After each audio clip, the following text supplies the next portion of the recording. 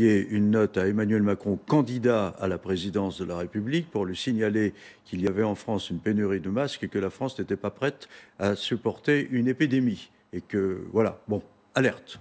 Là-dessus, il est nommé directeur général de la santé. Que fait-il? Rien, dans ce domaine, en tout cas.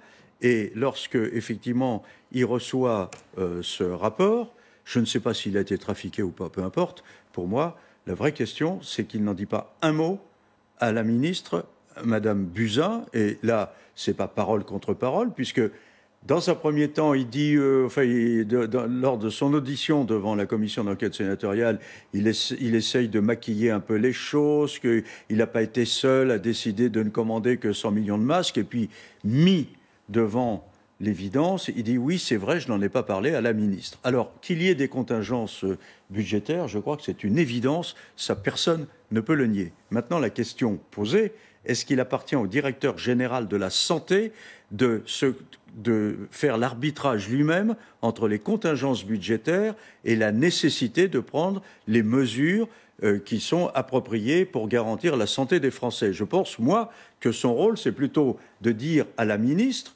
voilà les mesures que nous devrions prendre si nous voulons garantir la santé des Français, et non pas l'inverse. Enfin, troisième chose, il a dit oui, alors toujours devant un sénateur, c'est vrai qu'en mars, j'ai dit qu'il n'était pas utile de porter un masque dans la rue, mais vous comprenez, il y a une évolution, mais pas du tout, il n'y a pas eu d'évolution, Monsieur Salomon, puisqu'il y a une note écrite qui indique, émanant d'une cellule de crise interministérielle, qui indique que, compte tenu de la situation, il faut recommander une doctrine d'emploi des masques à l'état de contrainte de la ressource, donc qui prend acte du fait qu'il y a une pénurie. Et donc, ce n'est pas une évolution des sanitaires, en l'occurrence. C'est simplement, il recommande de ne pas porter de masque dans la rue parce qu'il estime qu'il vaut mieux les garder pour le personnel de santé, ce en quoi il a sans doute raison, sauf qu'il dit lui-même « Oh, je me suis mal exprimé, vous comprenez ». Donc comme il s'exprime mal,